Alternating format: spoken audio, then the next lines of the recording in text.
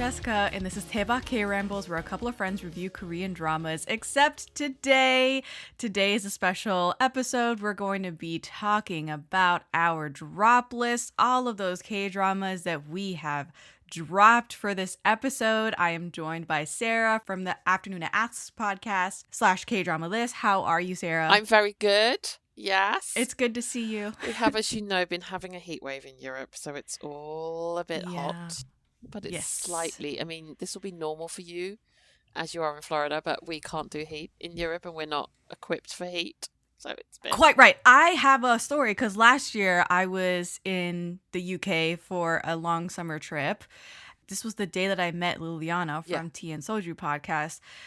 We went to the British Museum together. Oh my God, that place in is the an middle oven. of summer. And I was like, what is this? This might be hell on earth because it was so unbearably hot inside the British Museum. Yeah.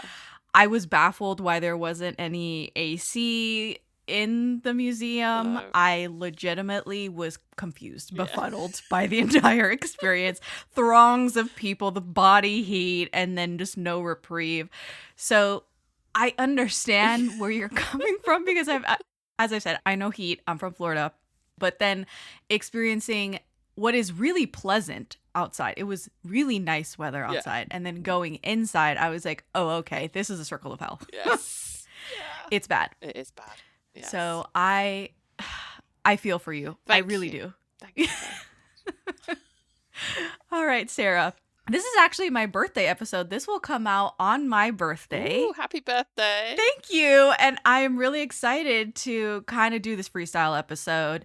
I am a serial drama dropper, and I love advocating for people to just drop dramas that don't work for them. Yes. And I know that you are the same. You're just like dropping dramas all the time.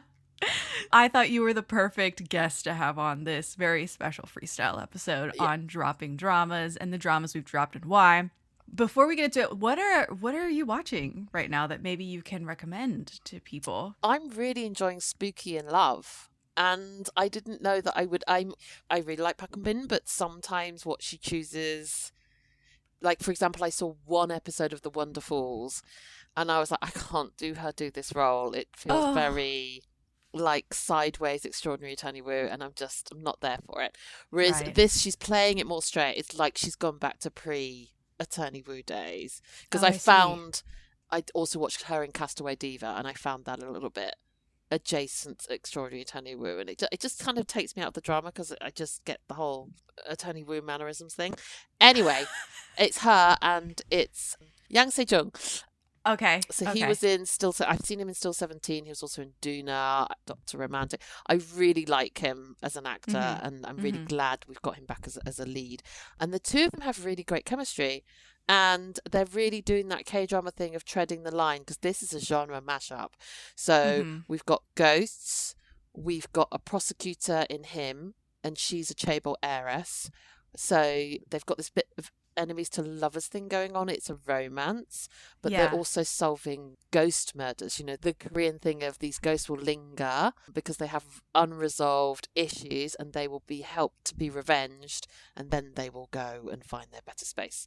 So we have all of that mashed up together, but it's kind of doing it in a very humorous way, and it's working. And I'm kind of surprised, but because it's just really it's goofy. I mean, that's goofy. So it's Spooky Love, as I think the name of the drama. Yeah.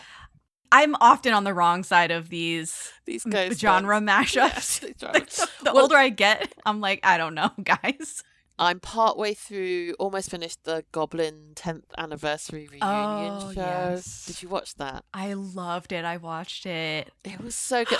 I loved Goblin, and it's one of those ones where I rewatched it within the rewatch, like the first watch. So I don't count that as a proper rewatch, because that was just I'm not ready to let go of the show yet. I will rewatch some. But I've never gone back to it, and I've always been slightly afraid to go back to it, because I'm like, what if it doesn't work? But and it's such a magical drama to me, and I'm just like, oh, I don't want to ruin my memories of it. They show multiple clips of Goblin through the show, and I just realized how I can't speak Korean, absolutely cannot speak Korean, but my Korean's come on enough that since I watched the show, I can actually kind of appreciate some of the lines they're saying. And they play this game, you know, where they play a famous scene and the guys have to guess what the dialogue is, like what line comes next. Yes. And I was like, oh my God, like they had some really lovely lines of dialogue that obviously I only saw the English translations of, but now I get it. Like I can hear the Korean a bit more, and it's just like, wow, this is actually really unbearably poetic. romantic. It is, Good. it's so on that line of cheese. They're so teetering on that line of cheese because Kim Shin says some borderline cheese, but they make it work, right? They make it work. They're so sincere. And the OG cast just have really fun chemistry together. Like I really enjoyed. They seem to be very similar to their characters in a way. They do in a way. I want to say that they're especially Sunny and Grim Reaper. Yeah. Well, he's just very grumpy. Like he's getting more grumpy. Just grumpy grouch. Grouch. So that's funny. And then Kim Go-eun is clearly the baby of the group, and she just plays baby of the group, and she said when she got in the car, she was like, I've just come from Yumi Cells where my fellow actor is like, you know, I'm the Sunbae and he's my Hubei. Yeah. And she's just like, I didn't like it. I don't like it. I want to be the baby. I like being the baby. Yeah. And then she keeps them on their toes. She's constantly sort of like jabbing and ribbing at them, and it's really fun to see. It's really fun to see. It's like a little sibling. I love it. Group. I loved it. It was 4 episodes. I watched it inside a week. It was so great. It made me want to rewatch. Me too. Yeah. And I love Goblin. I've already rewatched it and done the Goblin review for the podcast. But man, you could easily, if someone was like passionate enough and was like, you should do the Re-Goblin, I would do the Re-Goblin episode in a heartbeat. It's so true. So that, and then I've just wrapped up See You at Work Tomorrow, which was boring. I saw your score on it and I was like, oh, that's not, what did you give it? 5 out of 10? Yes. So I have a special category called dramas that I should have dropped, but I won't because I love Seung-Gook so much. That's a perfect segue into this episode and what we're going to talk about. I'm dying. All right. Okay. So before we get into it, if this is your first time listening, thank you so much for pressing play. Go ahead and subscribe on your favorite podcast app. We're on Apple Podcasts, Spotify, and YouTube. If you like us, please give us a 5-star review wherever you can. Come check us out on social media to stay up to date on our latest episodes and reviews. You can find us on Instagram and TikTok at Daebak Pod, DAEBAKPOD. And lastly, if you're a fan, please consider becoming a patron. It's such a great way for you to get involved and show your support. You can check out the page on patreon.com/daebakpod. And shout out to my patrons: Curtis, Alana, Sammy, Julia number 1, Caitlin, Tanmei, Marta, Delphia, Maria, Sarah, Pam, Julia number 2, Nadira, Matthew, Lauda, Christine, KB, KG, K-Drama Watcher 2, and Katie. Thank you so much for supporting the show. All right, so we're just going to get going on this episode about dropping dramas, and we're going to name names here. But first off, I want to ask you, what is your philosophy about dropping dramas? Basically, the number of dramas that are available to watch exceed my current life expectancy. So we just got to be realistic, you know. Yeah. And I've been on a journey with this because I used to be a completionist. Like I'd started this drama. There's some things I like about it. It'll be enough and I just want to know what happens in the end. But then I just kind of started to get overwhelmed with the dramas. I think it's partly when I started adding C-dramas to my life, and then I realized I can't watch the number of dramas I want to watch and still keep up with currently airing dramas, which I like to do for both myself, my FOMO, and my podcasting. Right. So put all together, I just had to just drop dramas, and also I don't want to hate watch something. And I don't want to hate watch something that I particularly like an actor in as well. Right. Because I want to keep them, in a space where I'm like, oh, Lee Jae-wook, I really love you, but I am going to have to drop. yet again, another Yeah. one of your dramas. You don't want it to sort of sour your perception of this Exactly. very talented person Exactly that. who, Yeah. you like them. You want to support them, but I think there is a line. You have to draw a line somewhere. You There do. can't just be no line. No. Yeah. So Yeah. how long would you say that journey has been from like starting to watch K-dramas to now being a content creator and being a completionist at first and now dropping dramas, being a serious dropper? Yeah, serious dropper. Yeah. I think probably, in my first year, I was a completionist. But then also in my first year, I'm watching all the OG classics, right? Oh, I'm true. watching all of, so then I'm like, well, I want to finish this drama because I want to know how I feel about it. I could want to get to the end of Tale of the Nine-Tailed, even though it's genuinely annoying the hell out of me, because I want to know how I feel about this drama, right? That everybody else is saying it's amazing and I really love it. Yeah, yeah. Same thing with Descendants of the Sun. Like all the way through, I'm like, why is this a top drama? Why do people love this so much? I'm dying. And I just, I got to the end and I'm like, that's it. That's a drama. That's what everyone loves. I'm like, okay. Yeah. Mm-hmm. So I felt also like I was, putting myself on a barometer of where I am versus where others are on popular dramas.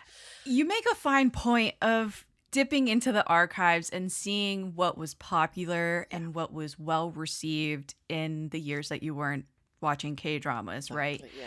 And doing sort of a temperature check to see what your taste is. Yes. And I feel like that's almost different than being a completionist. Yeah. That's like, okay, maybe I should watch the Titanic. I seem to like Leo stuff. Yeah. And then you just never watch Titanic. It's like, okay. I did it. Yeah. I have a few now. Yeah. Right. Yeah. Moon Lovers is in that category. Moon Lovers. Yes. And that's why, that's probably in my top of that category because I will always say to people, you have no idea whether you will love this drama or not because it's kind of unique. Mm-hmm. And some people love it for quite unique reasons.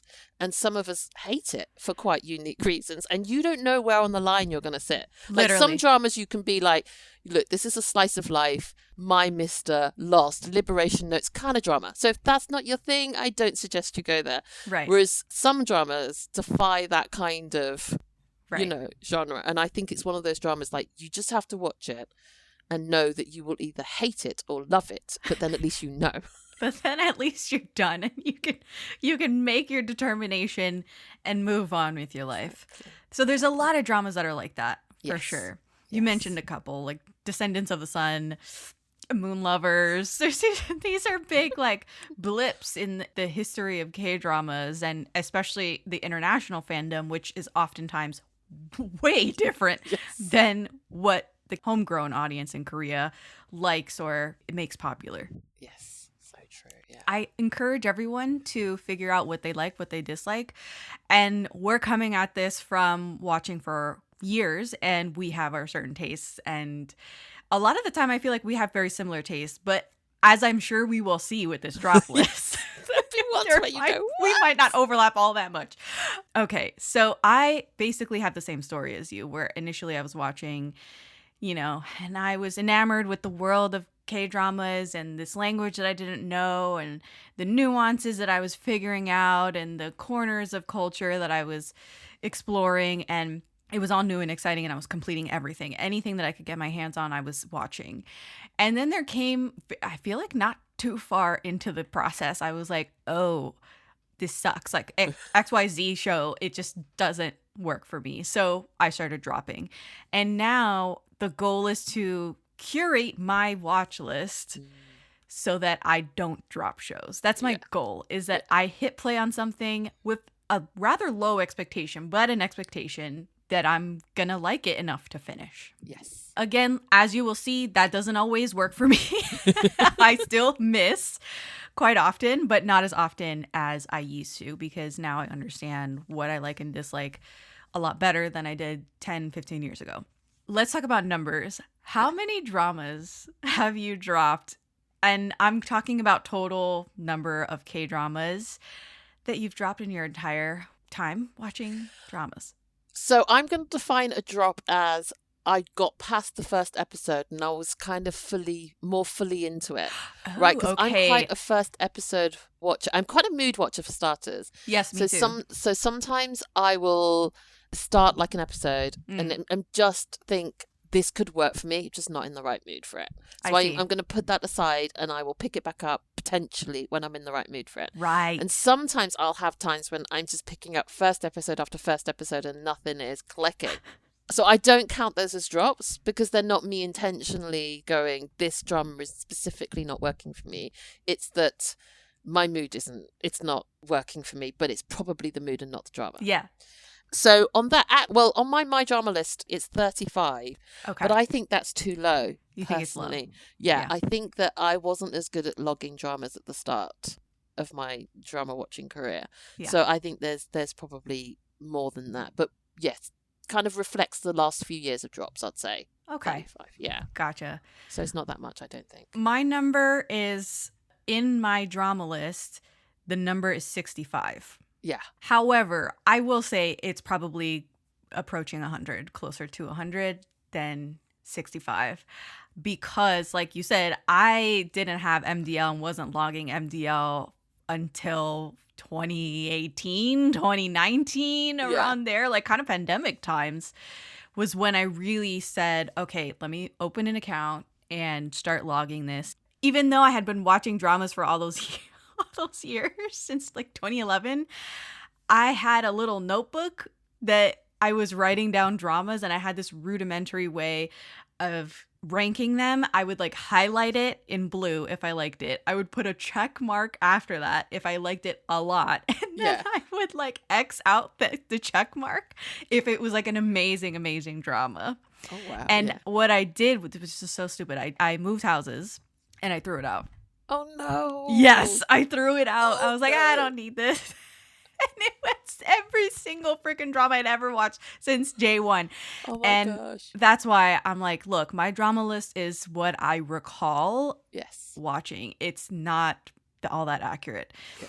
So the number for me is around 65, but probably more. Yeah. Do you have a number of how many drops you do a year, maybe? So it keeps going up every year. That's what I found. Yeah. But I think I am getting better at predicting what drama's going to work and not work for me. Yes. I'm also aided because the Patreon are really on it in terms of watching currently airing dramas. And I'm beginning to get a feel for a drama based slightly on some fellow Patreon and the kinds of things they like versus what I like. Mm-hmm. And also, you also get to know directors and screenwriters, right? Yes. So there are some that you look at their backlist and you're like, you're not the kind of person for me. Never mind. Never mind. I will try. And then also sometimes I'm just like, I think this might work for me, but I'm going to see how everybody else finds it. And then if there's like good feedback, I will then jump on it and do that. So last year I dropped 10, which is like a third of my 10 dramas. Okay. Yeah. You made it to double digits. I made it to double digits, but really if I'd been more discerning, that should have been 15 because I finished a lot of dramas I should have dropped. Oh, okay. Yes. Interesting. So whereas this year, I have not dropped many dramas because I think I haven't started the dramas that I did last year because I've had less time this year for dramas and I've had to be much more fussy. Yeah. But I think we should all aspire to be pretty fussy with the I mean, it's our time. Our time is very valuable. Your time, listener, is very valuable. Yes. So don't waste it. On shitty drama or dramas that you don't like. It's so true. Yeah. So like I know you have our kind of great baking show Export, but one of the judges on that, she's now retired, but Prue Leaf had this phrase on Bake Off where she would say, it's nice, but it's not worth the calories. Come on. And I'm just like, yes. That's it. That's just in a nutshell. It's the drama equivalent of that. Sometimes drama's just not worth the calories. Yeah. We've got limited calorie intake, guys, so yeah. Go for the best. Go for what's going to work for you. Know. Find something that really is like your favorite calorie density food. And if you're just eating cake all day long, that's fine. Just make it really like the best cake you've ever had. Yeah. Yes. Because there are levels to cake. Okay, There are so there's many better levels to cakes than cake. others. And many are not worth the calories. Yeah. She's right. Mm-hmm. Yes. All right, so my number of yearly drops on average is about 5. Oh, you've got to, because you know what you like now. 5. Last year I think it was 5. The year before I think it was 3 that I dropped. Hovering around 3 to 5, maybe more, and if I was really like not paying attention to what I pressed play on. But over time, I would love to make that 0. The goal is 0. Yes. So what kind of dramas are you dropping? Is there a pattern? Have you noticed some things about these dramas you drop? Okay. Yes. So my first category is, so I can't handle certain type of slapstick Korean humor. I got you. And I already know from the trailer. Yeah, I already know from the trailer that it won't work for me. So I've called this humor / messy / overly mad villagers. Because these are all things that appear in those kinds of dramas that I don't enjoy. So I have not, for example, dropped The Potato Lab because I only watched 20 minutes of it and it had all of these 3 things. Slapstick humor, felt messy to me, lots of overly mad, unique K-drama type villagers. Ditto, I didn't even start it because I knew from the trailer, you know, the recent Anhyo Sup rom-com? Uh-huh. The country Sold Out on You? One. That one. I knew from the trailer that was also ticking those 3 boxes. You said, count me out. Don't put me down for cardio. So in this category was Brewing Love, which was the Kim Se-jong one, I think from last year or the year before. Love Your Enemy, which is a Ju Ji-hyun one. Awful. Just so bad. Genie Make-A-Wish, which doesn't have mad villagers. Okay. But I found the humor was, you know, when he's tripping over his hair because it's too long, I'm like, this is Kim Woo-bin, guys. What are you doing? Like, what are you doing to him? Yeah. Like, have some respect, please. I had a little video that I did about Genie Make-A-Wish because this poster came out and I was like, no. It had 2 things I didn't like. One was this awful wig on Kim Woo-bin. And I was like, you can't be serious. And it had Bae Suzy. And Bae Suzy is not my favorite actress by any stretch. And the premise was that she had a disorder. It was that disorder. Yeah, the sociopathic. Yes, where she basically is a shell of a person. In K-drama, that means all kind of very stereotypical things. And I was like, what's funny is that this is Bae Suzy and she can't act. And then they gave her this out basically to act badly because she's not required to show any emotions. So I was annoyed immediately by the setup and everything about it. The trailer again was not any better. It was. So I didn't press play on this one. I completely washed my hands of it. You just knew it was not gonna. Yeah, it was not gonna be for me. Yeah. So Genie Make-A-Wish was fitting to the humor and the messiness that you just run for the hills. I just can't do it. Yeah. And you know, and I guess we should caveat as well. You know, these are our opinions, and there are people that love this genre. Yeah. And I'm like, go for it. I'm not dissing you at all, or you know, yucking your yum. It's just not for me. Like they're not calories I wish to consume. No. I'm not dissing anyone for whom this I am. genre You will find I am Pontius Pilate, washing my hands of things all the time. All the time. Whether I post about it or not. So I feel like this particular genre is a K-drama thing. Mm-hmm. And so now I'm knowing to spot it. So like I said, the Anhyo, I'm not even going there. Like I'm not. Countryside, ones where they go and live in the countryside. I mean, gee, like if I came from the countryside in Korea, I'd also just feel a little bit hard done by. Oh, do you know what I mean? Because they do have this like thing of making fun of rural villages. Kind of feels like punching down. It does, right? Yeah, it does. So I'm not saying I feel bad for Korean rural villages and therefore I'm not watching it. I just, you know, for me it's just overly quirky in that K-drama way. But like it is a thing. It is. It's, you know, it's usually like there is some reason why they have to leave the big city, the big smoke, and they look down on the rural place they land in, and then they meet these quirky characters. And for some, it works. Like Hometown Cha-Cha-Cha works, right? Mm-hmm. And there are a bunch of dramas where this premise works. I particularly like Summer Strike. That's another one. I've not seen that one. Okay. Yeah, that one's her name is Summer. Yeah. And she goes on strike. She quits everything, moves out of her apartment in the city and moves to the countryside with nothing but a backpack and starts over. She meets quirky characters. The town is quite small and, she's the outsider, the city girl with like nothing to her name. So she sticks out like a sore thumb. Yeah. But that one worked for me. Yeah. There's always exceptions to these rules. There are, like Miss Incognito from last year was not a drop for me. I just about managed to finish it. Ooh. It was very much on the edge. Right. Because in the middle, there is a whole spike of overly mad villagers in the story. In what was actually a really great, thrilling set of first episodes. Mm-hmm. And so I think a lot of us really fell for the drama because it was like, I love this setup. And it had this kind of gothic darkness to it. And then they went to this village and it went all overly quirky. Yeah.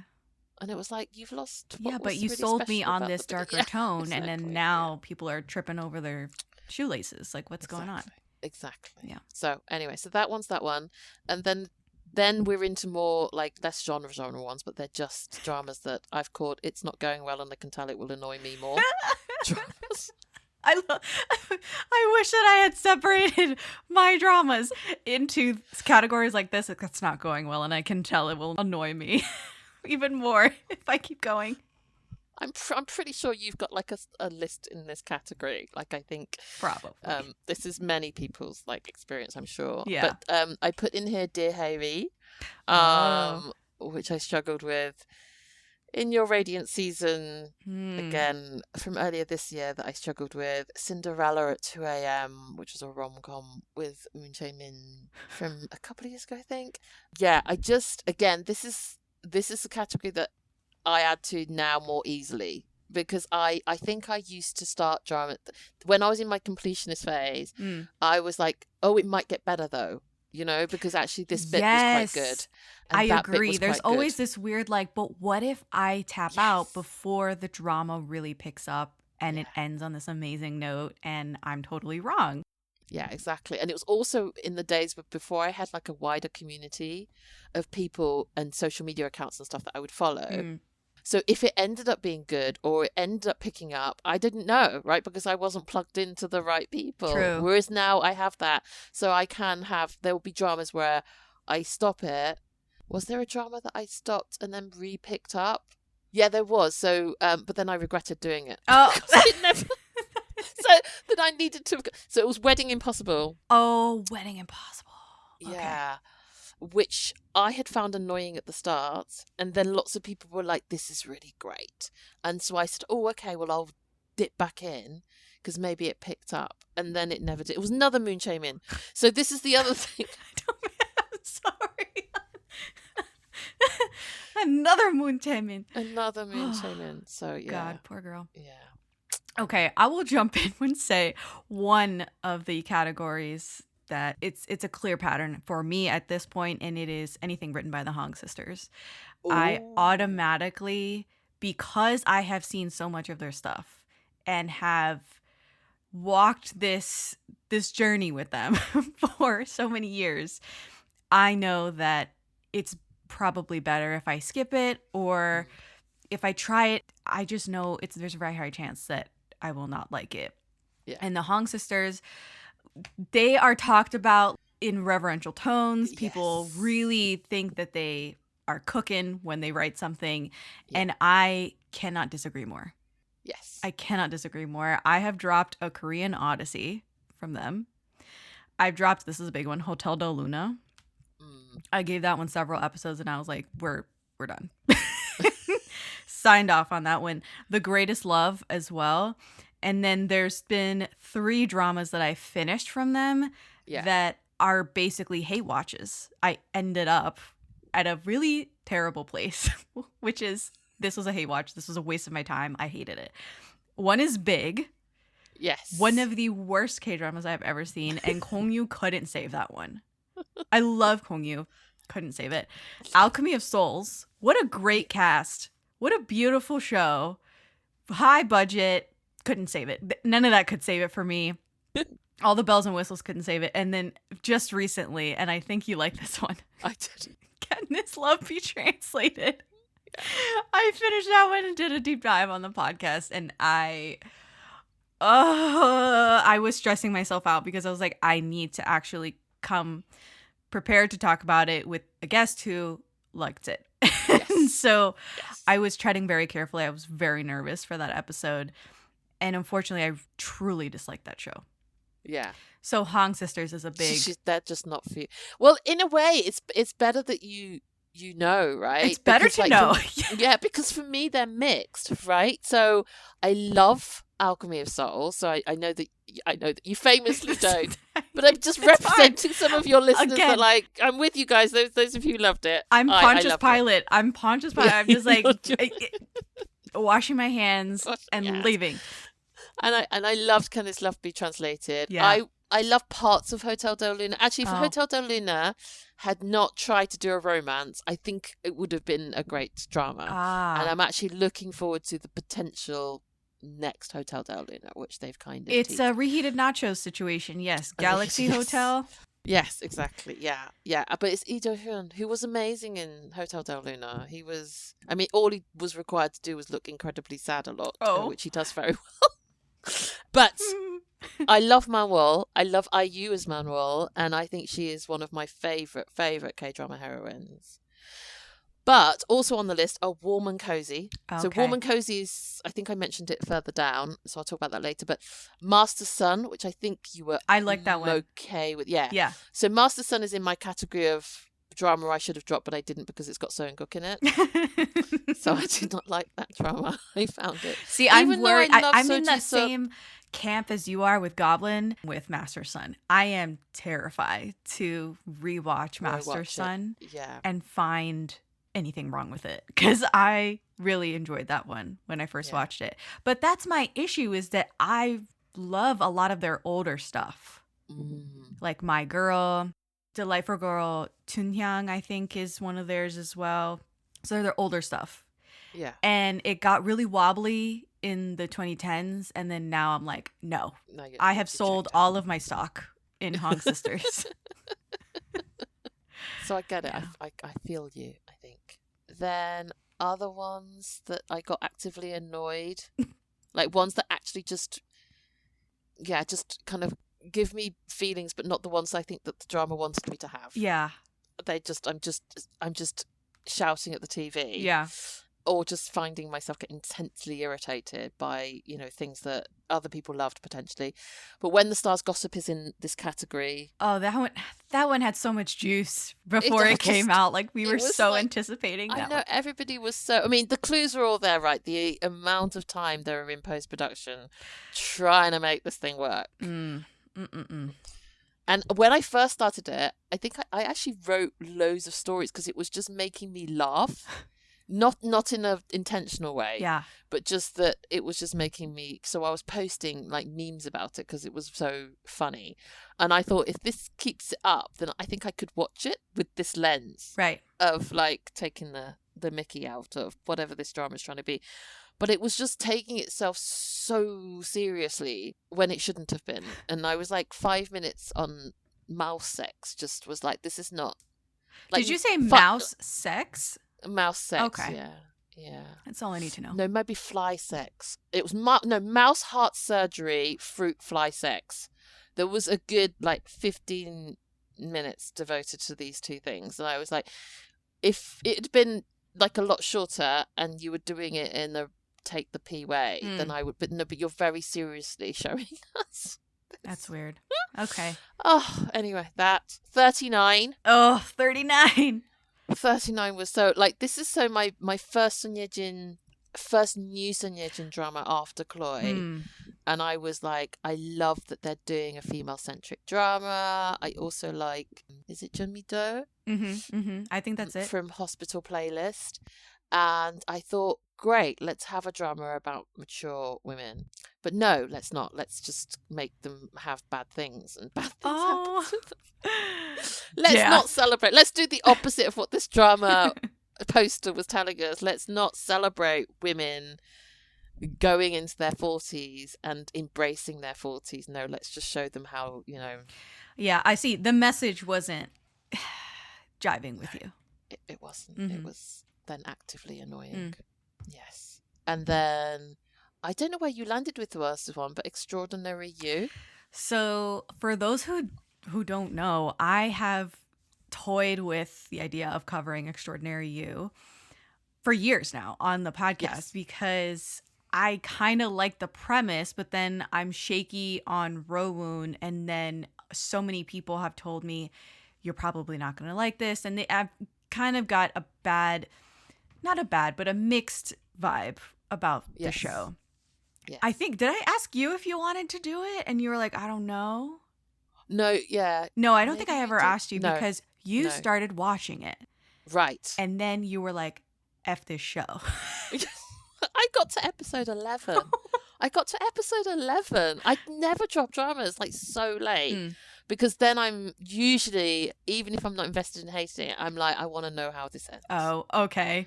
But with that show, I was like, I can't bear this anymore. Yeah. I am going to read Drama Beans to see how this show ends, Yeah. and that will be enough for me. And even reading Drama Beans got me annoyed. I was that annoyed.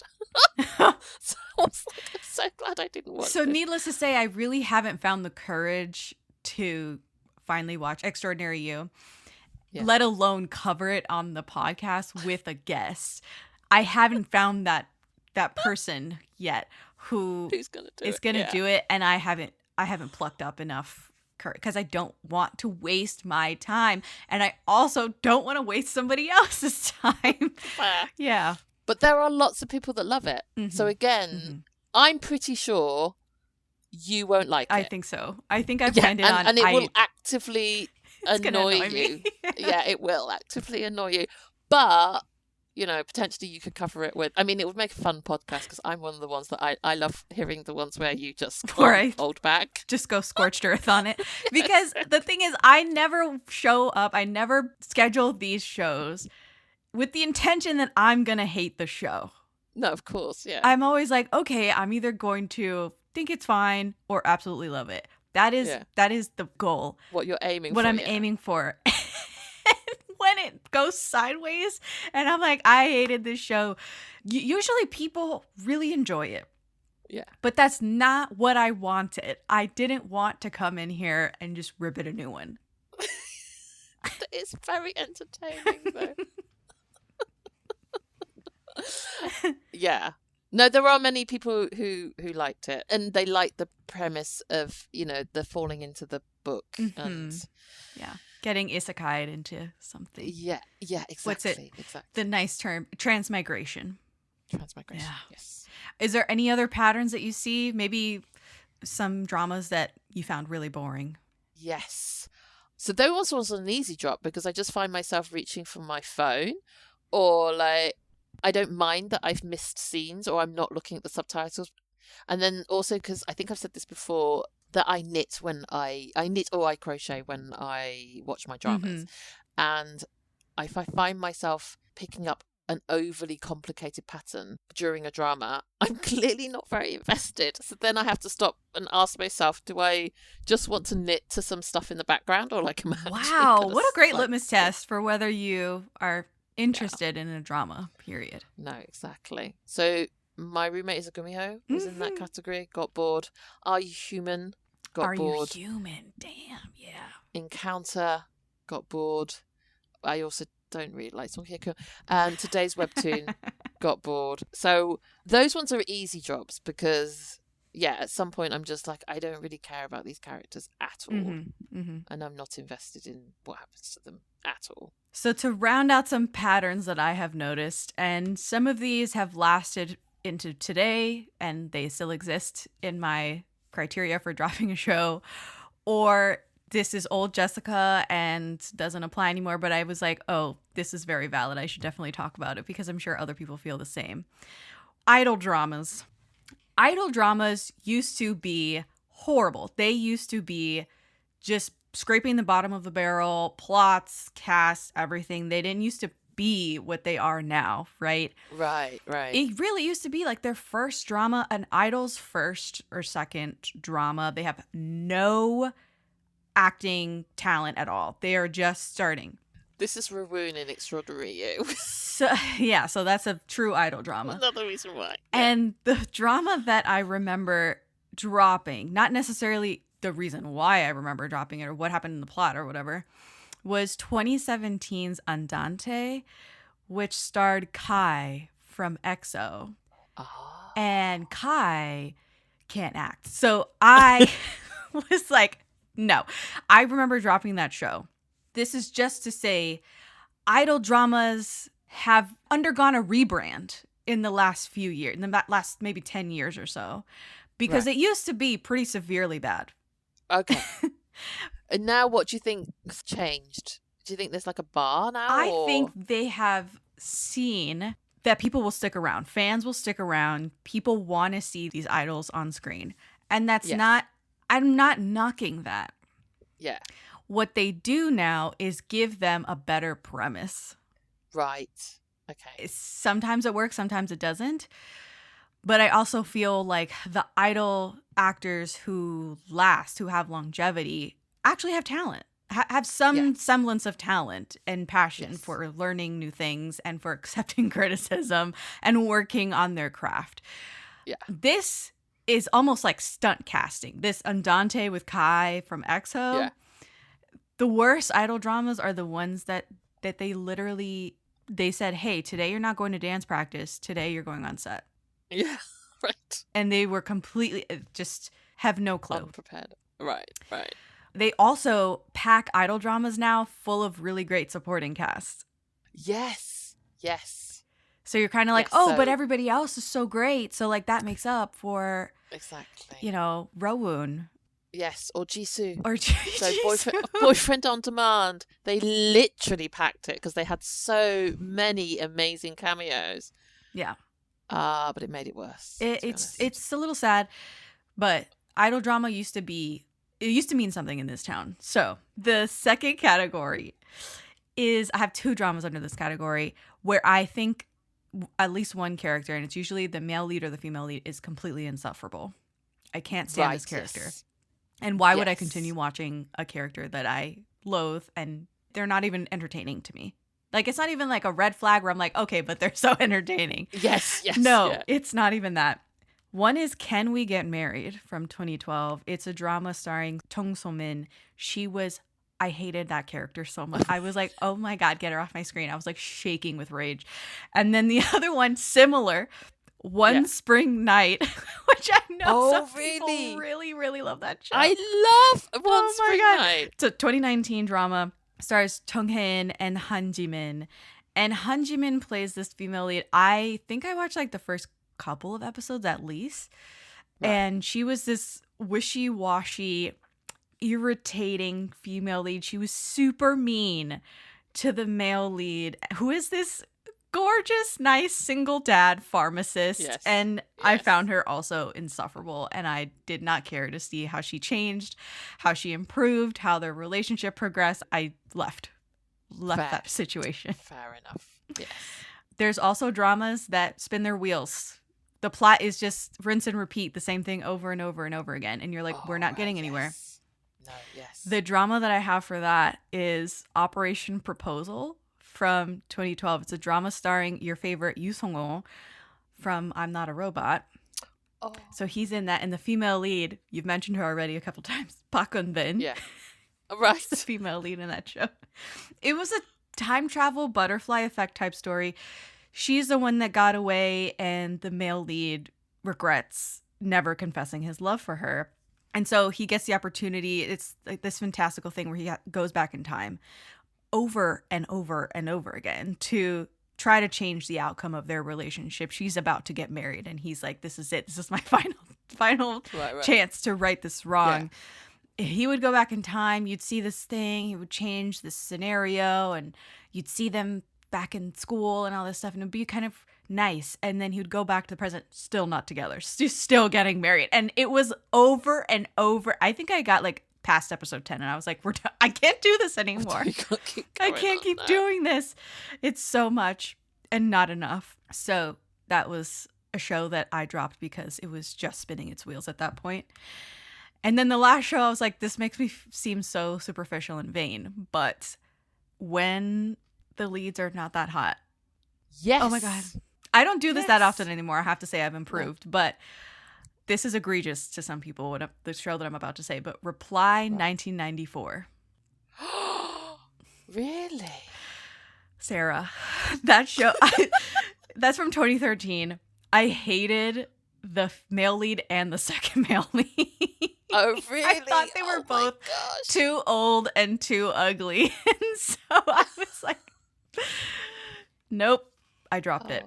Wow. Reply 1994. My favorite of the Reply series is 97, which I don't think is in vogue. That's also unusual. Yes, choice. That's not in vogue. I think most people would say 88 is their favorite. Yes, most people would say 88. Mm-hmm. I obviously love 97. It's got Soyeon-guk in it.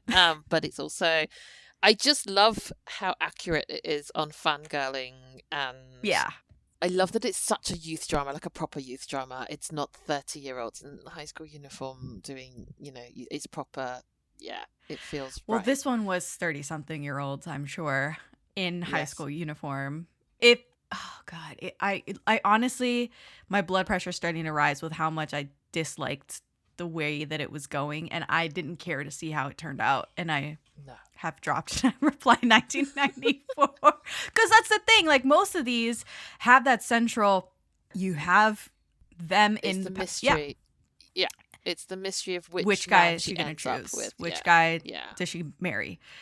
Yes, and it's very irritating in 94 because they keep going back to show this wedding video where it's clearly not any of the leads. It's just some stand-in dude. And then the guys are ugly. I think they were ugly. And I won't name names. You can see who they were on MDL or Asian Wiki. Well, the guy's name, one of the guys' names, because I just don't want to spoil 94 in case there's anybody who wants to watch it and wants to be wrapped up in this like mystery. But yeah, like one of them's actually called His Trash. His literal name is Trash. His literal like nickname is Trash. But the second male lead, Chulbongi, played by Yoon Suk, really. No, I've said this before. He doesn't do anything for me. So the fact that I think he was the second male lead in that show. Yes, he was. It wasn't like a save, Yeah, I get it. I was like, well, why the hell am I here? So I signed out of that show. It's also very baggy. It's really, really baggy. Yeah. So 94. Sorry. I get it. What are some unintentional drops that you've done? I think you mentioned one before, or just the phenomenon a little earlier. Yes. Maybe you can give me some names. Right. Well, so there are ones that I went past episode 1. Okay.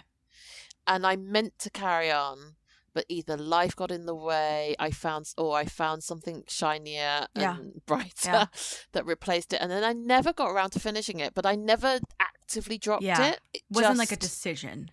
It wasn't a decision, exactly. It just fell off.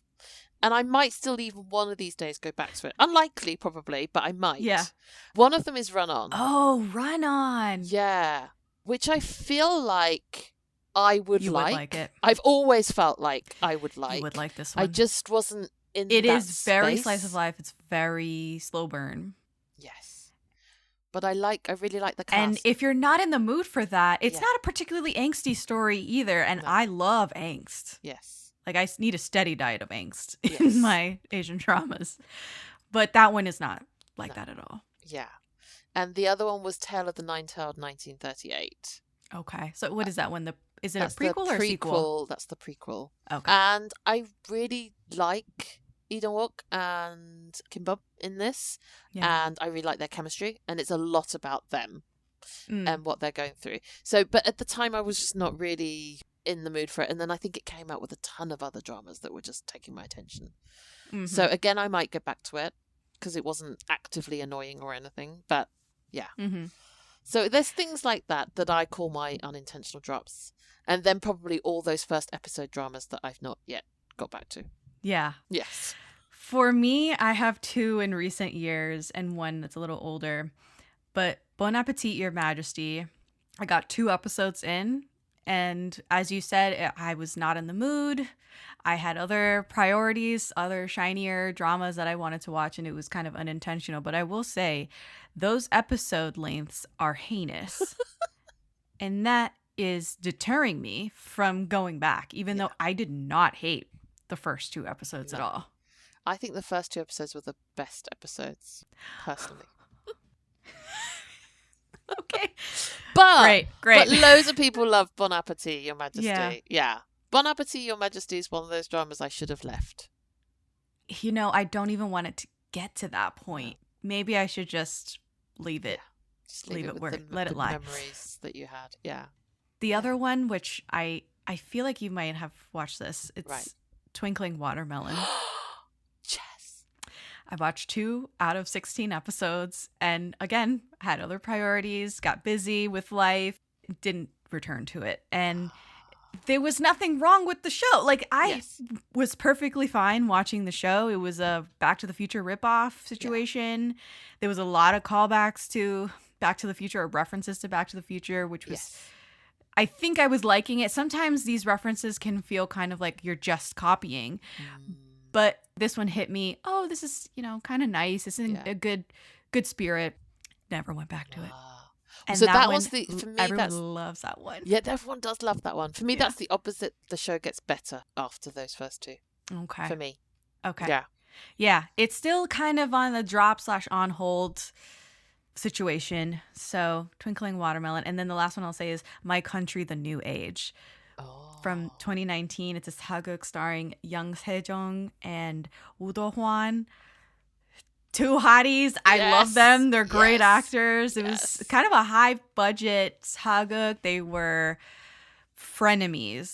That's all I'll say. And I got several episodes in and I was like, this is really intense. Yeah, it was very angsty. I think there was a girl in the center of it and they were on opposite sides of the political spectrum and one was poor, one was rich. It was a very juicy sort of setup. Felt a little bit like The Count of Monte Cristo, a little bit, and never went back to it.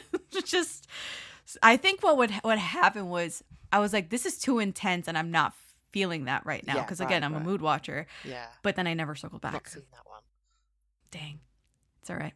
I mean, I've heard from other people that it's actually not that good. So then I'm like, wait, did I make a good decision here? Yeah. But it was unintentional. Yeah.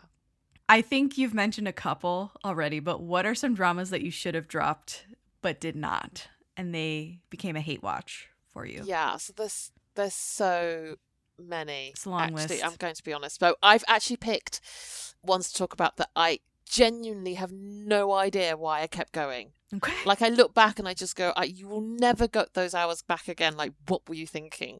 Why did you commit? Wow. So anyway, but probably the worst K-drama that I have ever watched and completed is in the first category, which I mentioned, which was dramas that I watched because I love Seung-Gook so much. And that's 12. And it breaks my heart, honestly. 12. So he's not done many dramas recently. So he did 12, just one drama last year. It was 12. This year he's done 2 workplace rom-coms. One was Boyfriend on Demand, and one was See You at Work Tomorrow. Even though I didn't like it, and it starred Jisoo, who is not going to be a great idol turned actor, as much as she tries, was Boyfriend on Demand. Like, how is that the best of his 3 recent dramas? It just blows my brains.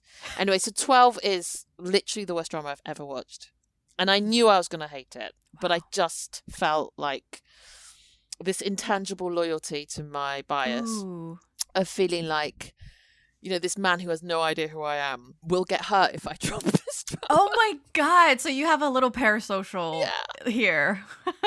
Well, I feel also just like, I just want to support his work, and I made it through. And there was part of me was like, maybe it will get better. But then I got to the end, I was like, why did I think that it would could possibly get better? I mean, it is one of those dramas I don't think there's a single fan out there. There is no one waving this flag, but I liked it, Boyfriend on Demand? No, sorry, 12. Oh, 12. I'm so sorry. No, sorry. 12. So that was the worst. No, Boyfriend on Demand had some good things in it. But this is the one where it was like a Zodiac situation? 12, yes. 12 okay. was, yes. Yeah. It was a Ma Dong-suk, vanity project for him, I think, because he screen wrote it. And he should that's a shame. Maybe just stick to not screenwriting. Oh, no. Stick to acting, rather. Anyway, so my ones that I wanted to talk about were ones that I didn't know why I carried on. So Jinxed at First, which is a drama I don't think anybody's watched, and they should quite rightly leave it alone. But this stars another actor who I do struggle with, and it's his name I've forgotten. I'm going to have to look it up. Let me see. He's so famous. He's so immensely tall. He was in Mr. Queen as the sad cousin. Oh, Nainu. Yes.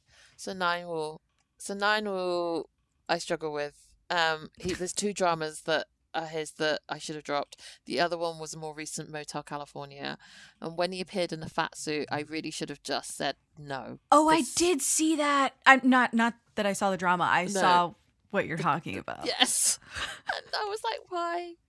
Why did I finish this drama? Like, why would I finish a drama that starts with Nainu in a fat suit and think that it would get better? It was mainly because it had Lee Se-young in it, and she generally picks really good dramas. And I was hoping against hope that. So I had this. So there's this category of dramas that really started amazingly well, and then because they started well, I kept thinking the team are capable of producing such great first episodes. We'll go back to that point, right? We will cycle back to that point, and they never did. So Jinxed at First was one of those ones where it had an incredibly amazing first episode. It was really whimsical. It had almost like, so it had fantasy vibes, but it was a little bit dark. It had that kind of like gothic fairy tale thing going on with it, because the female lead, she had been brought up in an attic room, like protected away from anything and everything. Okay, so and she kind of like a Rapunzel. Yes, exactly. And then she came out like a complete ingenue and did not know what was going on in the world. But yeah, it just went badly wrong after You know, the fat suit doesn't automatically... Oh, sorry, that was Jinx at First. I was just explaining. Yeah, Jinx at First. Yeah. But the fat suit situation, you're reminding me of Oh My Venus from 2015, which I liked that show, and I was prepared to hate it because it's Shin-mina in a fat suit pretending to be fat or understand what it's like to be overweight, and I was like, get the fuck out. To be unattractive. Okay, sure. But that one was actually quite delicate, and it worked for me. So I didn't hate Oh My Venus, and that one she was in a fat suit. Yeah, I didn't enjoy that, but it wasn't because of the fat suit. To be fair, no, it was like the least of the problems. Well, for the fat suit, probably. For a K-drama, I thought it wasn't too badly handled. The fat suit, I still don't think I handled it well, but it wasn't terrible. But another one was The Midnight Studio, which I don't think many people have watched, but this one was so excellent at making me cry. So it had a lot of ghost stories. So the photographer, male lead in this, takes photos of ghosts. I can see ghosts, and he takes photos of them to like memorialize their life. Oh. And in that K-drama thing of like, literally they just give us like just a few scenes of these ghost lives. They just make me cry. Oh. And then I'm just like, I'm in pieces. I'm like, oh my God. And then if a drama makes me cry, it's, generally it's working for me because it's making me cry. So then I stuck with it. And again, why did I do that? I'm so sorry. I feel like it's getting worse and worse the deeper we get into this episode. We're just like, God, why? Why did I do that? And then the other one from, again, last year, I love Sansoku. Yeah, so Sansoku, I absolutely love Sansoku. And he was in this drama, and again, it was a fantasy thing where he goes to heaven. And he chooses, and in heaven, apparently, you get to choose what age you want to be. So obviously, most people choose the age at which they were the most attractive. So he chooses to be Sansoku, even though he, went to heaven when he was 70 years old and played by an older actor. But his wife, who he'd been telling all her life was beautiful and more beautiful every decade of her life, when she got to it, she genuinely recalled what he said and said, I will be myself and I will be my age. Oh, wow. So she is, in her 70s when she goes to heaven. Okay, and loser. And this drama premise, I thought, well, this will be interesting. I'm really interested how they make this work and deal with this whole, premise. And again, it was one of those things that started really well and then genuinely just lost the plot as it went on. You know, what's sad is I think this came out last year, right? 2025. Yes. There's some K-dramas, and we don't have to go into it now. Yeah. There's some K-dramas that are better off being movies. Yes. And this sounds like one of them. And actually, I know that it would probably make a good movie because there was a movie last year starring Miles Teller and Elizabeth Olsen. Right. It's called Eternity. And it's the same, not the same concept, but it is the same fantasy romantic concept. Oh, wow. Yeah. It's a woman in the afterlife who must choose between her husband of 65 years and her first love who died young. Oh. Because in this eternity, in this fantastical version of heaven, they have to choose a partner to, like, if you had a partner, you can choose which one you... Yeah. Usually people choose their husband or their wife, and in this case she had like this guy that died in World War I or II, and he's been waiting for her for 60 something years for all this time basically, and so she has to choose. And it's a very heartfelt movie. I was in tears at the end of it. I don't usually cry in movies, don't usually cry at K-dramas either, but I know that Heavenly Ever After would probably work really well if it was cut as a movie. I think so, probably. It had a plot mystery, which I won't go into. It had a plot mystery. So yeah, I think I agree with you, because it had this plot mystery and it kept wanting to keep up the suspense. And it went on way too long. So yeah, I think you're right. I think the plot mystery thing would have worked very well in a movie, because it wouldn't have gone on episode after episode, leaving you just confused and then annoyed. But it had an amazing cast. It had Han Ji-min. So his wife in the afterlife was played by like veteran actress Kim Hae-ja. Yeah. So she was in Our Blues, and she's amazing in Our Blues. And it has Han Ji-min, who you just mentioned that you didn't like in One Spring Night. Yeah, I'm shaky on her, like in general. Yeah, I would shake on her in general. Yeah, and then and I can see that, I can understand that. And then Lee Jong-un, who plays like, just, you know, she's one of these actresses that normally when she turns up, you're like, oh, this is going to be a great drama. So yeah. Dang. I don't know what went wrong. What a and list. then I think the last one I wanted to highlight was where I think my drama dropping is going to mature, because a rom-com like Tastefully Yours, even if it stars somebody you really like, and in this case it was Kang Han-woo. Kang Han-woo, yeah. Yeah, so even if it stars Kang Han-woo, and he has... And it's a really great cast in general. It's got the female lead is going see, and Yoo Soo-bin, who is everyone's favourite like sidekick character. But I knew this rom-com was just not rom-comming from the start. But I just kept thinking it could do it. It could do it. And it didn't. And it didn't. Oh my God, now I'm so I think sorry. I've learned now. I think there's just a flavour of... I mean, I am like a massive romance reader, so I think it's clear when a romance screenwriter knows what they're doing. Yes. And I should stop assuming that people who write romance screenplays actually like romance, because many of them don't, and they don't get it. Oh my God, what a great point. That like you can sense the writer's pessimism. Well, not pessimism, just they don't get what makes a good romance. They don't get what romance fans are looking for. And so they put in, you know, it shows where they put in stupid conflict, or they put in things where they could be resolved in a conversation, or they put in like misunderstandings in order to keep the couple apart. They just rely on devices rather than inner turmoil, inner angst, inner voices telling you that you're not worthy of love. Those for me are like how a romance works, but not keeping the couple apart from stupid things. Yeah, like there's a reliance, I think, in a lot of K-drama rom-coms, especially on devices and comedic set pieces and gags and different things like that. And I think that's like just almost a garnish. That should be a garnish on maybe some deeper character work that needs to happen with these people. Because that's what's fun as well, is to see these people grow. Yes, exactly. Sometimes in awkward spurts. Yes. But that's, I think, some of the magic in these romances that could be missing in the writing, on top of other common missteps, like they just don't have chemistry, it's shot weird, you know, why was this done? Weird choices all around. What about you? Gosh, dramas that I should have dropped. How about Doona? Right, yes. Doona was one that came out several years ago, and I got shoehorned into doing a review on it, and I said, I listened to fine. that podcast. I said, do you remember? I was like, okay, fine. And that one... Despite Bae Suzy, like, common denominator in some of these. But I did not enjoy that one. I should have dropped She Would Never Know with Rowoon. It's another comment. Yes. Okay.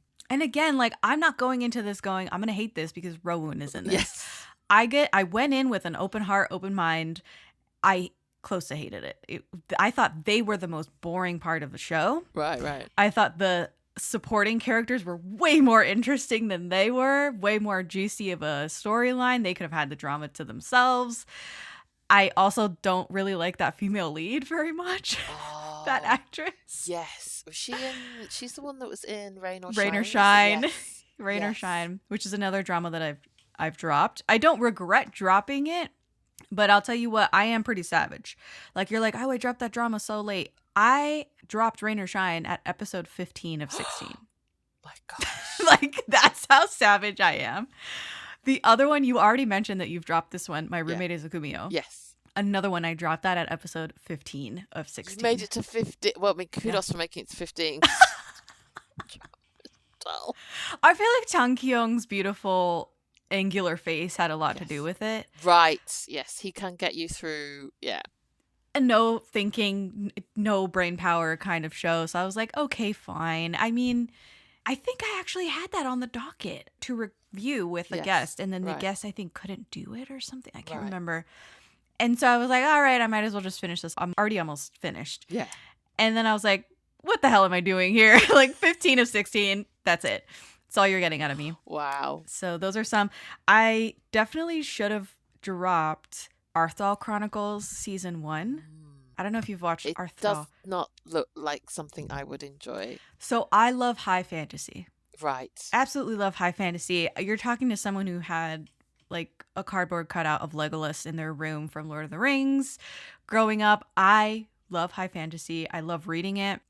I appreciate, Game of Thrones level of characters and dragons and witches and whatever else. I'm into it. Yeah. So I thought I would love Arthal Chronicles because it had all of these fantastical beings. It had Song Joong-ki, which I love Song Joong-ki. I was expecting some greatness there, and the budget was really inflated as well. Probably going to be great. I hated Arthal Chronicles so bad. And I kept thinking, like a lot of people who watch something that they don't like, you're hoping that it gets better. Yes. It's partly, do you know what it is also we haven't mentioned? It's partly, I feel for me, I've invested that much time. Yeah. I want it to pay off. There's that quote from Denzel where he's talking about, I knew I wasn't going to win the Oscar, so I left the Oscars early. Yeah. And there's this famous audio where he's going, I'm leaving here with something. You know what I'm saying? I'm from around the way. I'm leaving here with something. So now we're leaving. I'm leaving without the Oscar, right? But as I'm leaving, I see the back of where they're doing getting the meal ready, the food ready for the governor's ball. Yeah. I see a big tray. I'm like, I'm leaving here with something. You know what I mean? I'm from around the way. I'm leaving with something. And that's what I feel is the mentality with some of these dramas where you're like, absolutely the hell not. But you know what? I'm going to get my kicks. Yes. Like, I'm going to get something out of it. I deserve something. Yes. But it just never pans out. You never win the Oscar. Like, it's just all wrong for you. So those are some. Abyss is another one. I think you can already guess. Alchemy of Souls is another one. Can This Love Be Translated? I would have dropped these for sure. I should have dropped these. Let's do rapid fire, though. Okay. Of drop list. And the more popular, the better. The more upset you think listeners will be, the better. So please, let her rip.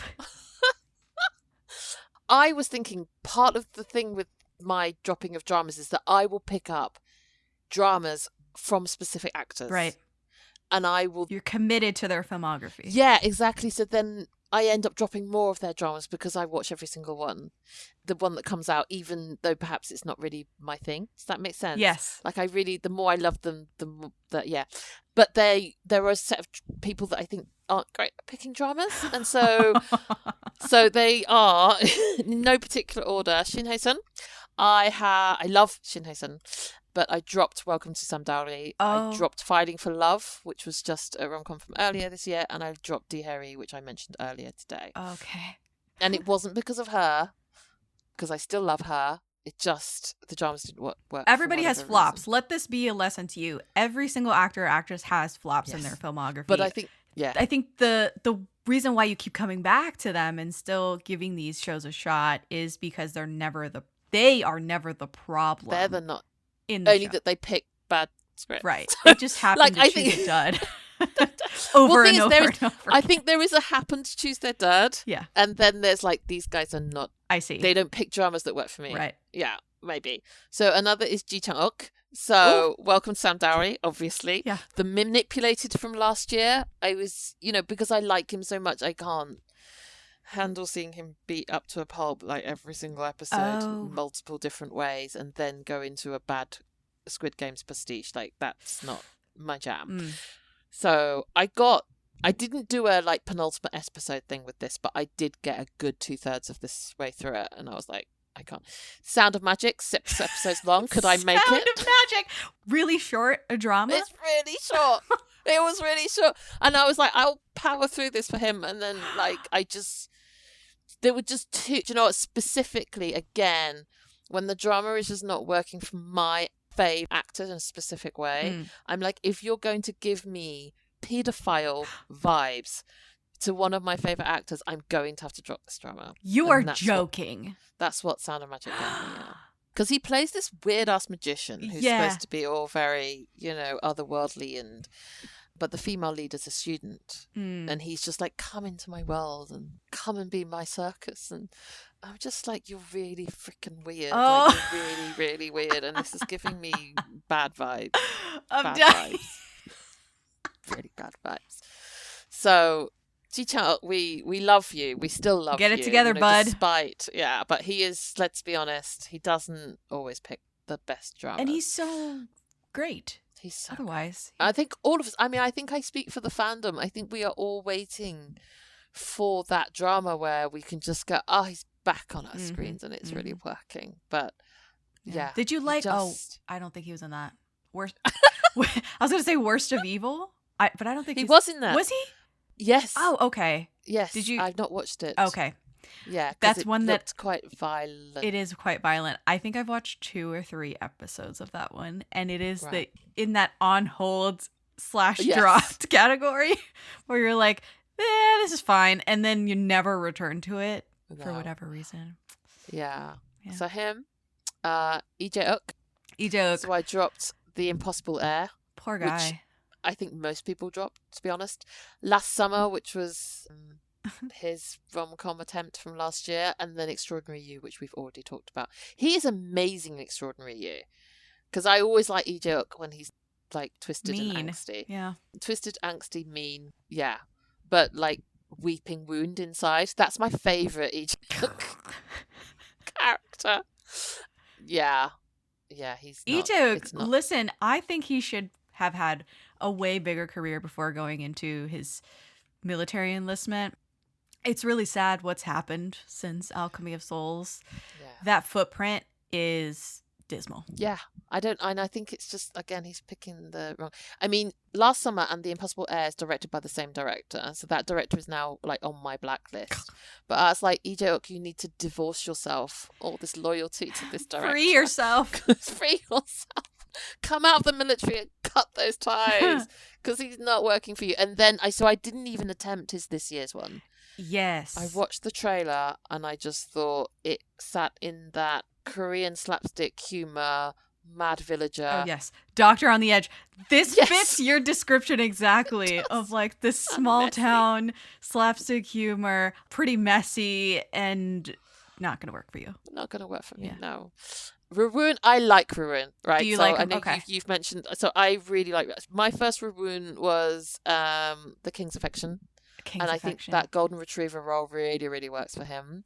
A ditto same role in Tomorrow. So those 2 dramas are my favourites. But Extraordinary You, obviously, I think his first proper one, he just wasn't there, basically.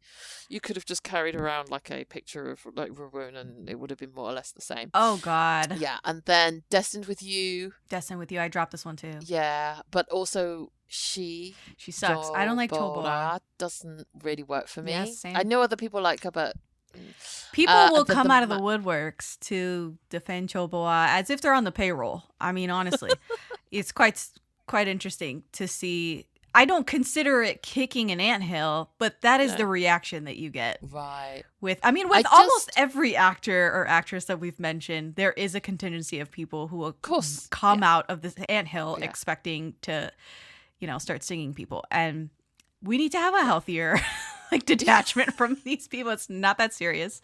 No, yeah, exactly. I think there are I am not wishing harm on them. No.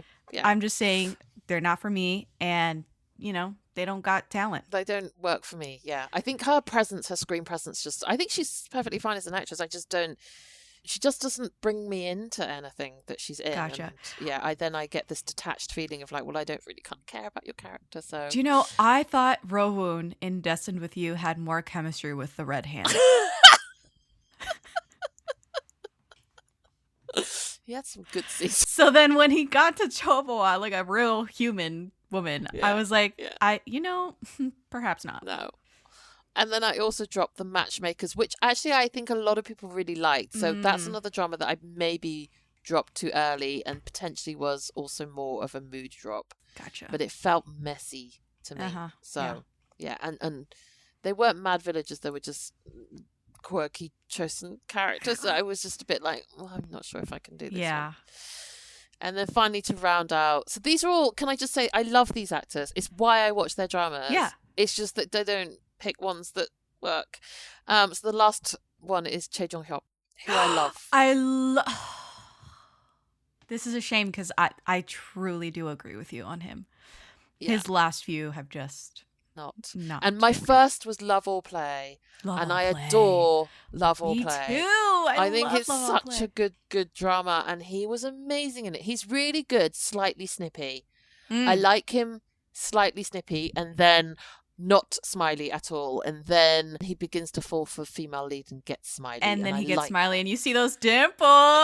He has one of the most amazing K-drama smiles in all of K-drama land. It's like Yoon Ho level smile. His face entirely changes.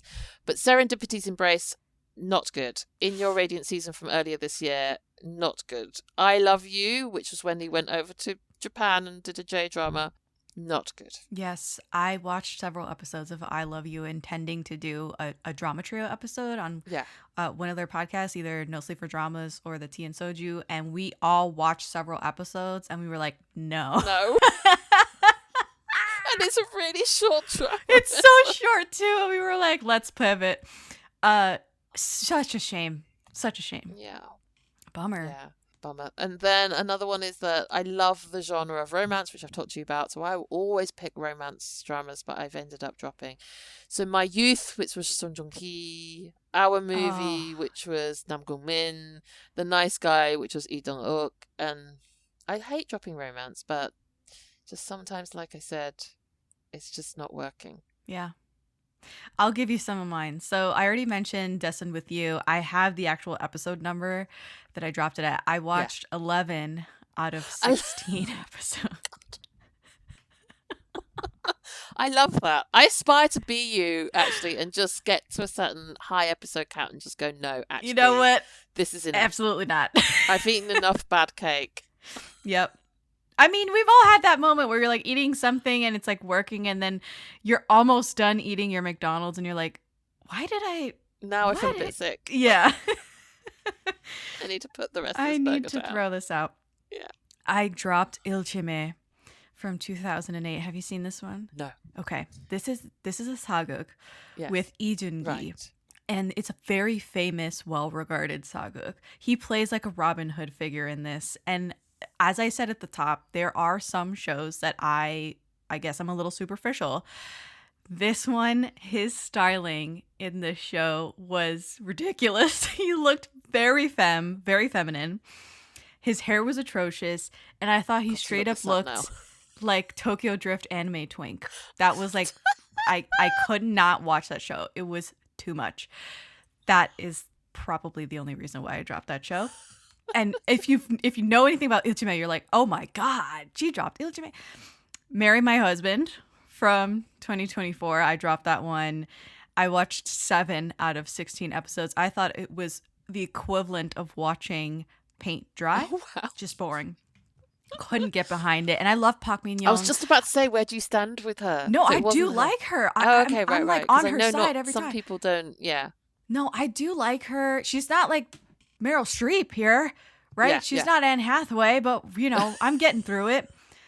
I have a history with her. We've established rapport, and I thought that I kept waiting, right, for the revenge to finally happen. Yes. Because you think she's going to go back in time and go scorched earth on all of these people, get her lick back. Yes. This was taking forever. She was too passive for me, and I got so annoyed with it. So Marry My Husband. Love Next Door from 2024 also dropped it. I got 6 out of 16 episodes. That stars Jung So-min and Chung Hae-in, and that one, I think we actually did a kind of debrief episode on the Patreon feed. It was me and Carol, because again, some of these start with, I think I'm gonna like this, let's cover it on the podcast. And so me and Carol had agreed to do a review on Daebak, and we got she was messaging me and I was messaging her, and I was like, how far along are you? I don't know. So we ended up dropping it together and doing something else. I think it was the hot takes, actually. What are some more drops from you? So probably my everybody else loved category, but not me. Ooh. From last year, the Trauma Code. Oh my God, talk to me. Yeah. Did you watch this one? I did watch Trauma Code. Right. I liked it. It was okay. I think a lot of people really, really enjoyed it. And I think They it did. won awards and stuff. I think I attribute it to being, I just was not in the place to watch an alcohol surgeon character be really bombastic. Yes. I was just reading a lot of current affairs. Okay. And I was like, I want to watch dramas with really strong women. I do not want to watch a drama that celebrates a guy that calls, his fellow junior surgeon asshole, like for the whole, like the first, I don't know, however many episodes. Yeah. It was just like, yeah, it's definitely a call to HR, the whole show. yes. For me, I found it just fine. I am not a fan of medical dramas. Right. Medical K-dramas, I should say. Yes. So, whereas other people really loved Hospital Playlist, I was like, it's fine, And so automatically I'm facing headwinds, and then also this came out just around the time as The Pit. Right. In the States. And Yes. I watched The Pit. The Pit is amazing. That was season 1 of The Pit too. Right. Just phenomenal television. To see the Trauma Code after The Pit was probably a mistake. Yeah. Fair. That makes sense. Well, the other medical one that everybody loves that I dropped is Dr. Romantic. Okay, I've never seen it. Because again, I don't like medical dramas. Yeah, well, this is the one. This is my closest to my high episode count. I think I got to 9 of 16. Wow, okay. Yeah. A little more than halfway. Yeah. I kept. But I mean, episodes 4 to 9 were me going, well, it will get better, right? Because they made 3 of these. That's It's meant to absolutely be true. good. There's always like a grace period of episodes where you watch hoping for better, and then you finally drop. Yeah. And I love Yoon-suk. And I love So Hyun-bin as well. Yeah. So Hyun-jin? So Yeah, and a very young Yan Se-jung. And, and Han So-kyu is really famous for his whole Teacher Kim thing. And I was ready to watch this and then dive into Dr. Romantic 2 and 3. Mm-hmm. But it's not to be. Wasn't one of the ones that worked for me. Yeah, and then I've talked about Extraordinary You already. So I think those were my main ones that I felt like I was really out of step with the majority of. I have a few more. So I'll say The Last Empress, which is a makjang from 2018. This is one that I thought I was going to love because it is a fictional constitutional monarchy in Korea. I already knew that I loved that setup. I loved The King Two Hearts. I loved My Princess. I loved Princess Hours. So I was already kind of sold on this concept, and I started watching, and it was this really meek and nice actress, I believe. I think it was a no-name actress. And then she somehow gets married with the crown prince, and the crown prince absolutely hates her. Right. Hates her guts. He has a mistress who's like in on a lot of the machinations with him. And I didn't realize it was a makjang. This is on me. And this is at a point in my K-drama journey where I was watching makjans. I liked them. Right. But I had to know going in that that's what it was. Yeah, you know? I had to temper my expectations. Be like, okay, this is going to go balls to the wall. I didn't know that that's what this was. And so when the episodes just kept going, well past 16, 20 episodes, and when I think there was an attempt on her life. Right. She obviously survives. And then instead of regrouping outside of the palace, rethinking, maybe I shouldn't go back to my murderous husband, she goes back. Right. And like tries to do this whole revenge thing. And it was, honestly, it was like getting on a roller coaster and you didn't realize that it was a roller coaster versus a merry-go-round, you know? That was the experience. I was scared, and so I dropped The Last Empress. People have good things to say about The Last Empress. It was a good makjang for what it was. Right. But yeah, I dropped that. The Legend of the Blue Sea, dropped that. Right. That is a 2016 drama starring Lee Min-ho and Jun Ji-hyun. And I thought this was a boring mermaid story. Right. An entirely boring mermaid story. Why would that story be boring? I don't know, but it was trying to do a lot with his reincarnated self. He had a past self that fell in love with the mermaid, and the mermaid saved him, and and history repeats itself. And I was like utterly lost and utterly bored at the same time. And this is where you get that awesome vocal stem from Lee Min-ho going, disgusting shit. Like that audio is from Legend of the Blue Sea. But precious few moments did I love from that show, and I dropped that one late. 15 out of 16 episodes. Yeah. And then The King's Affection I also dropped. Oh my God. I don't have a good track record with Rowoon. This one I got clearly. I got 14 out of 20 episodes. And yeah. You didn't want to know what happened. Oh No. My God. So wow. I realized that I didn't think Rowoon and Park Eun-bin had good chemistry Right. around that time. Like Yes. episode 14 or so. I was like, I don't even think they have great chemistry. Like they just kind of are there. And then I was more interested in the fallout of her uncle, who I think he was a minister or something like that. Like the, whatever minister, finding out that she's a girl versus, a man, the king. Yes. And that drama, that deception, which was sort of a B line or a C line in the show, was why I was watching. And I was like, why am I here? This is supposed to be about the romance, and I don't even care about that. So I dropped it. Yeah. Any others that you want to rapid fire?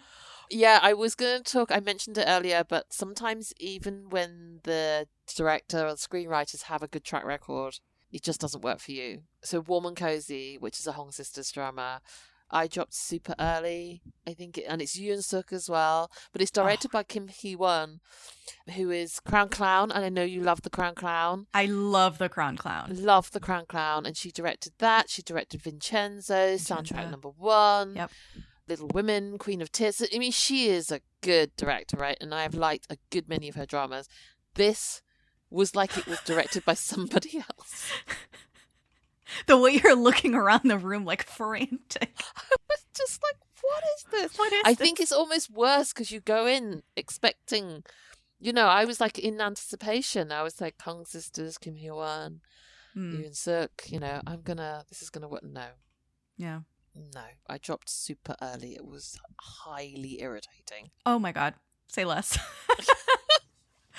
Are there dramas, and I think you might have mentioned this phenomenon of going back. You've dropped a drama and then you go back. Yes. And what has been your experience with that? It just never worked out. Yeah. Like same. I needed to trust my instincts. There was a reason I dropped in the first place. I shouldn't let my FOMO come out and take over, my whole thing of like, there was a reason why I didn't like this drama. Maybe I should have, carried on. So Head Over Heels was one of those from last year. Oh. Yeah. I was not enjoying it. Lots of people were enjoying it. I was like, well, maybe it's just me. Maybe I need to go a bit.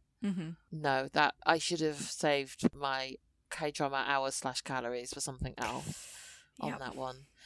And then I'd say Bon Appetit, Your Majesty as well. Oh, so you dropped it initially? No, I should have dropped it. Oh, you should have dropped. Okay. Yeah. All right. To round us out, I'm actually going to ask you about C-dramas. Any quick Chinese drama drops you'd like to chat about. I have a few, and I think you have a few as well. I do, but I have to say I don't have many because they are such a commitment. I usually don't watch live. So I will usually wait, and I will usually check with Liliana, who is very good at telling me. She's got a very good read on my taste, so she knows me pretty well, and so she will just say right out, I don't think this is for you. Right. So you recently covered One and Only, right? Yes, One and Only. Yeah, which is probably the yearniest of all yearn of so dramas. Good. And just had an ending that just worked for the drama. I agree. And I love Bailu. Yes, me too. And so then I was like, of course I want to watch. You did not. The sequel. Did you watch Forever and Ever? This is, okay, so tell me. Oh no. So I watched 2 episodes and I was like, what is this? And then I wrote to Liliana going like, will I like this more? She's like, I never thought you'd like it in the first place. Oh my goodness. Like, oh. So you actually made the jump to Forever and Ever. Yes. And no, absolutely not. No. It's just like it's completely different people. It is. I mean, they are completely different people. Well, yeah, but like the whole point of it was that they weren't, right? And I know they had to, for C-drama censorship reasons, not make a direct link between these 2 storylines and these 2 characters. Right. And I got that. Yeah. But I was like, I was invested so much. But I wanted them. Exactly. Yeah. And then I got these kind of strangers. Quite vapid, quite empty characters. Oh my god! And I was just like, I'm not invested. Like, I just don't feel it. And maybe it was just too much of a jump anyway because you had this beautiful historical C-drama. Yeah. And they looked, and like I like Alan Ren. Yeah, Alan Ren. But I think he works better in historicals because they can beef him up in a way. And he just was a really hot general. Yeah, he looked amazing. But then when you put him in a contemporary, he just doesn't. I think the same thing happens with Luo Yun-shi as well. Oh, yeah. He loses some till the end of the movie. Presence, some aura, as the kids would say. Yeah. But I think the costuming really works for them. Whereas I think they looked diminished kind of somehow flat in a contemporary.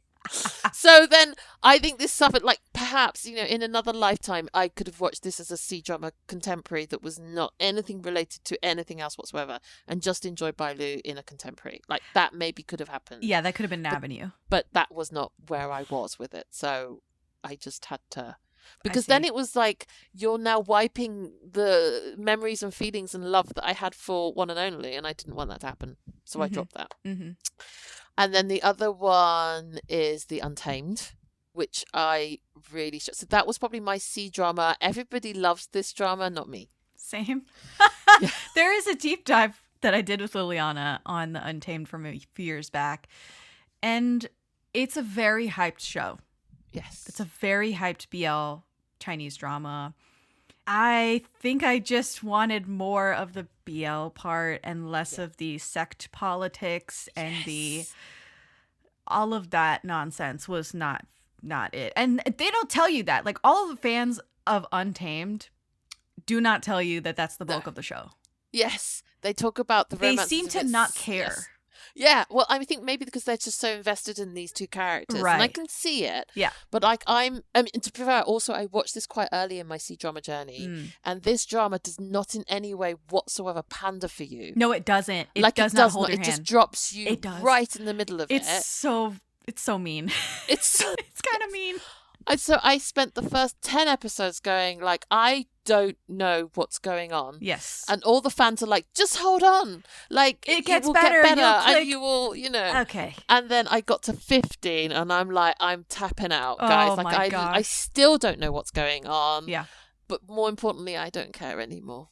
I'm really sorry for any fans out there of Untamed. There's so many of you and you love it. And I think that, you'll find many spaces where that joy and that love is reciprocated, but perhaps not just right here between me. Yeah, there is some outsized love for the Untamed that I am not knocking that you shouldn't love this show.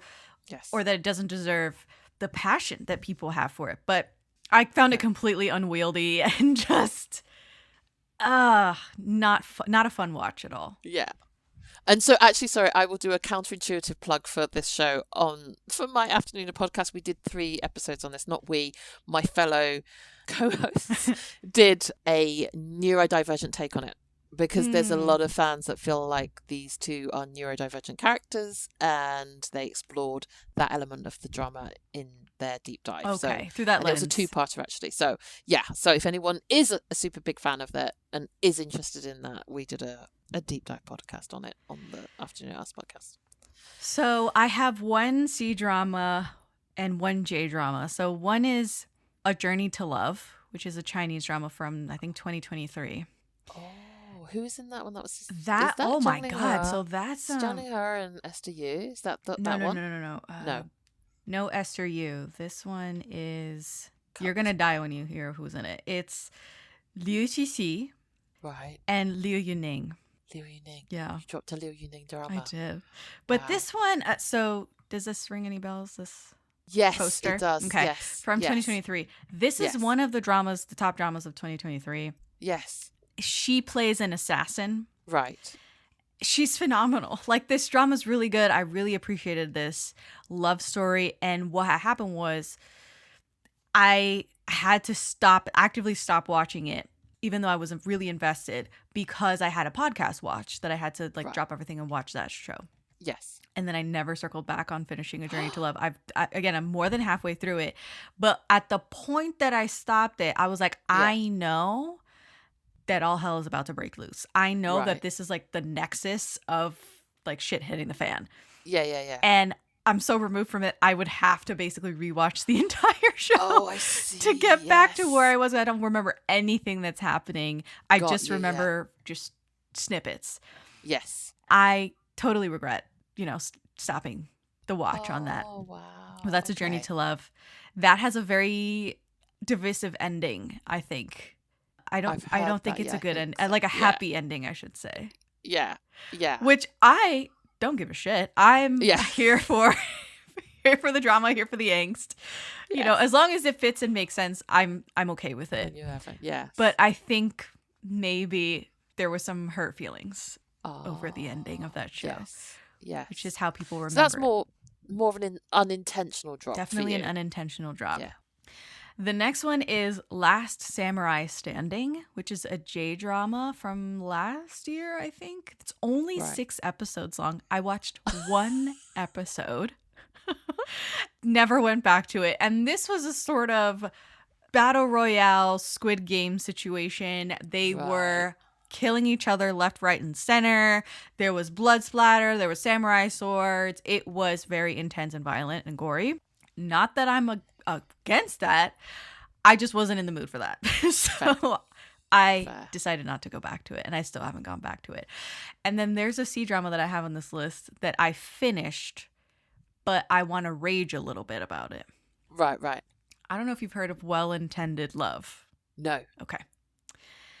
So it doesn't matter who's in it. The premise is the issue of it.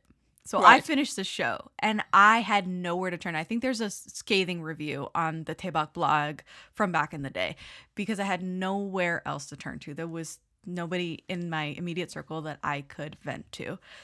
The premise is this.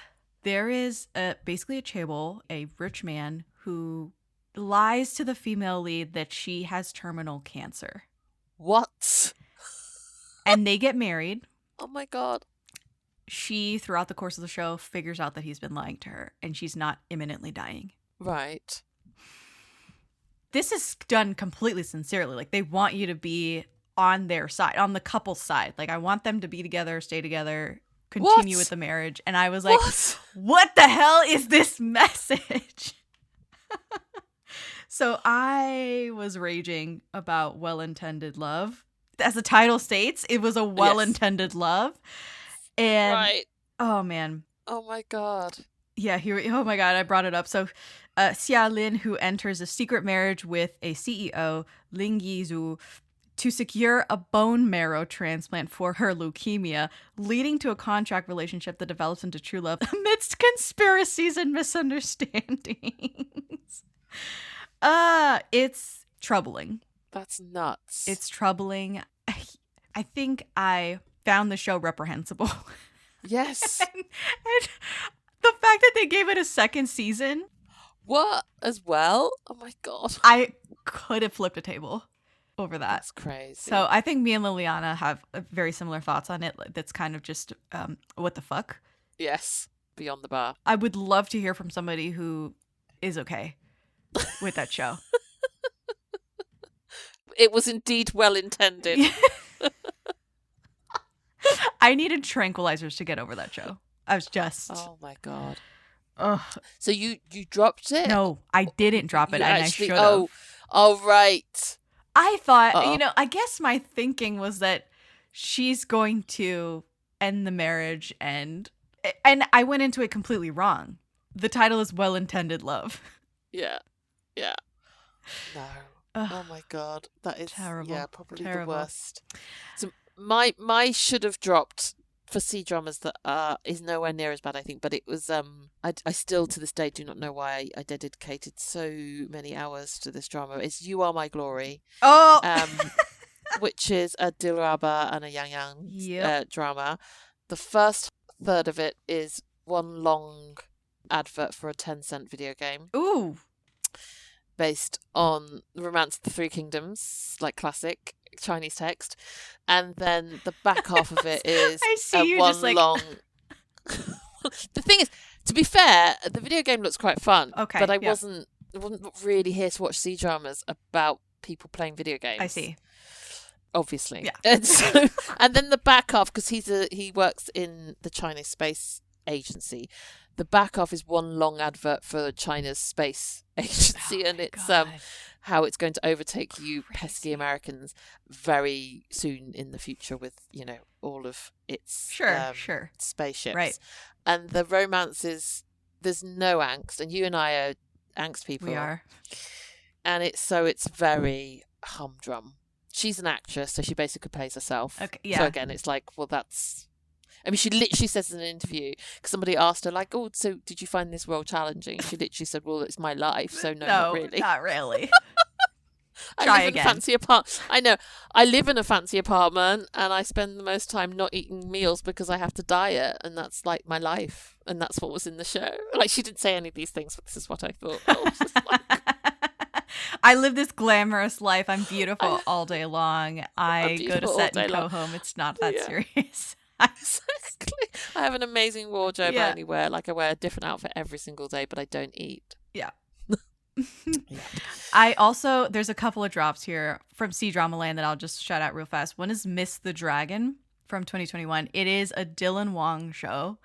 And I thought, oh, Dylan Wong. I love Dylan Wong. This show is horrific. It's so bad. I would love to talk to somebody who actually finished it because it is that bad. The other one I'll say is The Legend of Fu Yao from 2018. Oh. This is a show starring Yang Mi and Ethan Juan, I think is how you say it. And Gao Wei Huang is also in it, or Vengo Gao is his other name.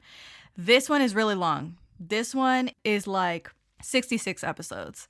And at some point, it just lost steam. They were fumbling around in the desert, and I was like, I think I have to leave. I think I have to leave you all.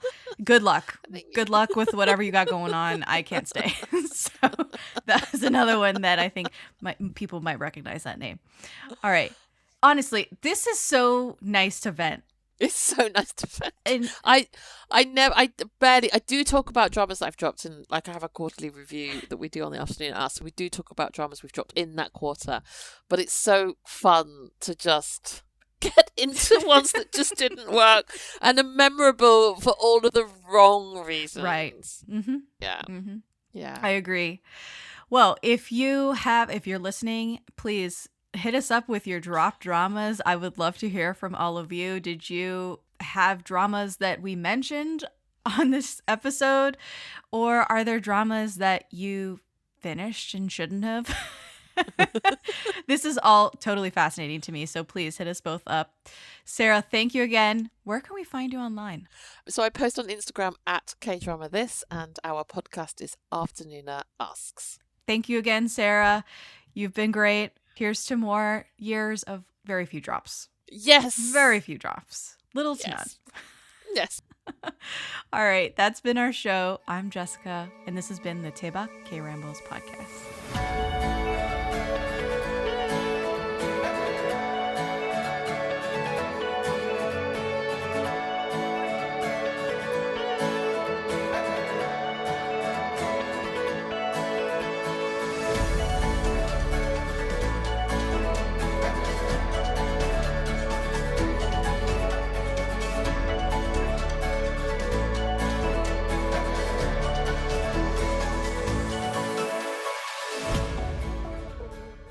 No portion of this work may be used to train large language models or similar AI systems without written permission.